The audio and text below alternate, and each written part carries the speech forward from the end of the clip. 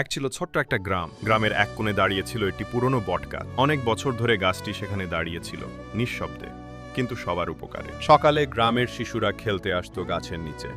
তারা গাছের ডালে দোল খেত, লুকোচুরি খেলত। দুপুরে কৃষকেরা মাঠ থেকে ফিরে সেই গাছের ছায়ায় বসে বিশ্রাম নিত। পথচারীরা তৃষ্ণা মেটাতো পাশের কুয়োর পানি খেয়ে, আর গাছের ছায়ায় একটু জিরিয়ে নিত। একদিন গ্রামের এক প্রভাবশালী লোক বলল, এই গাছ কেটে ফেলতে হবে, এখানে আমার পাকা বাড়ি হবে। সবাই হতভম্ব।